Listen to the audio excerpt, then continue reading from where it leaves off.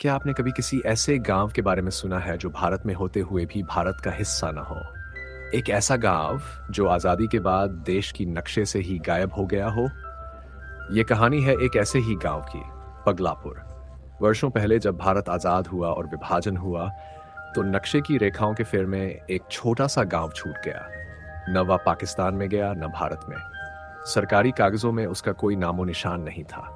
सरकार की योजनाओं में वह गांव कभी शामिल नहीं हुआ, वहां कभी कोई अधिकारी नहीं पहुंचा। और धीरे धीरे वह गांव दुनिया की नजरों से ओझल हो गया। पगलापुर के लोग वैसे भी थोड़े अलग किस्म के थे।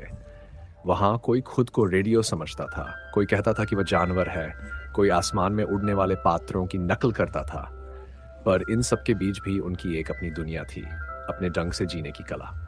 वे पगले जरूर थे, लेकिन अपने आप में संपूर्ण थे। उसी गांव से निकला एक लड़का था, अगस्त्य।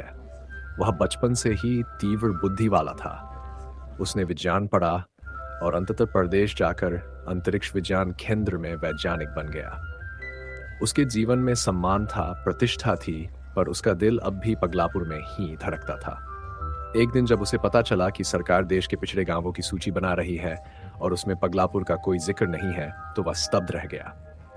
उसने मंत्रालय में बात की, दस्तावेज दिखाए, पर जवाब मिला, ऐसा कोई गांव भारत में नहीं है। बस यही से शुरू हुई एक योजना, एक अनोखी, अजीब और पागलपन से भरी योजना। उसने सोचा, अगर सरकार नहीं मानेगी तो हम ऐसा कुछ करेंगे कि देश ही नहीं, पूरी दुनिया पगलापुर को पहचानेगी। अगस्त्य गांव लौटा। पहले गांव वालों को यह योजना सुनाई। हम दिखाएंगे कि इस गांव में आकाश से कोई परग्रहवासी यानी एलियन उतर चुका है। हम झूठ रचेंगे, पर उस झूठ से एक दिन सच्चाई निकलेगी। गांव के लोग पहले हंसे, फिर बोले, पगले तो हम हैं ही, चलो कुछ नया करके देखते हैं। गांव के खेतों में गोल आकृतियां बनाई गई, जैसे कि आकाश से कोई वस्तु उतरी हो। एक पुराने जनरेटर से आसमान में रंग बिरंगी रोशनी फेंकी गई। गांव वालों ने अपने शरीर पर हरे रंग की रंगाई की, चमकीले कागज से टोपी बनाई और अजीब चाल में चलना शुरू किया।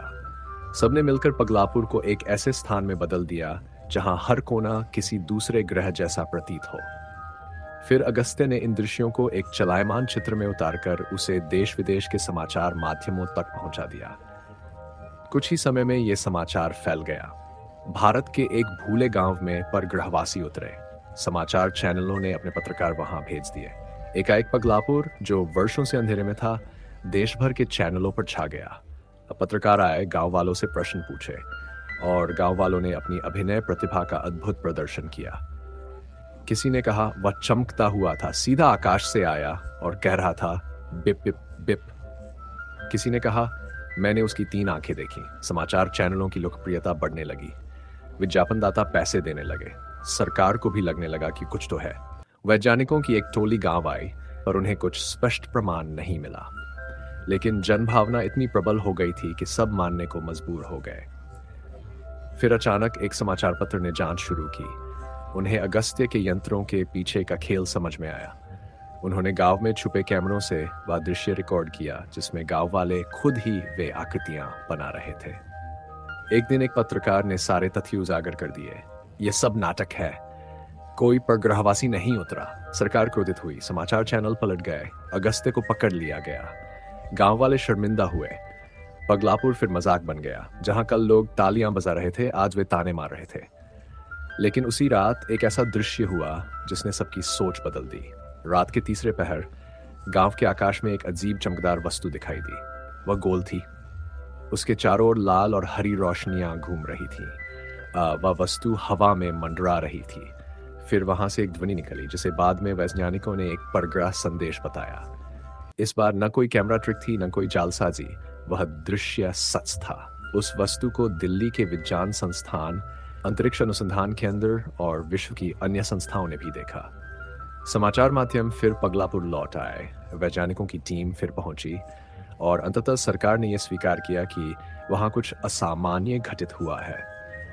उस दिन के बाद से पगलापुर को भारत के नक्शे में शामिल कर लिया गया। वहां बिजली आई, सड़कें बनी, विद्यालय खोले गए, अस्पताल की योजना बनी। अगस्त्य को सम्मानित किया गया। उसे वैज्ञानिकों की परिषद में आमंत्रित किया गया। पत्रकारों ने माफी मांगी और गांव वालों ने गर्व से सिर ऊंचा किया।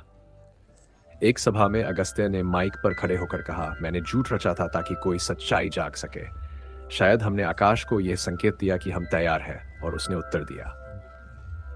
आज भी हर वर्ष उसी तिथि को पगलापुर के आकाश में एक चमकदार प्रकाश दिखाई देता है। कुछ लोग कहते हैं वह संकेत है, कुछ कहते हैं वह पुनः मिलने का वादा है। पर एक बात तो तय है, पगलापुर अब कोई मजाक नहीं, बल्कि इतिहास बन चुका है।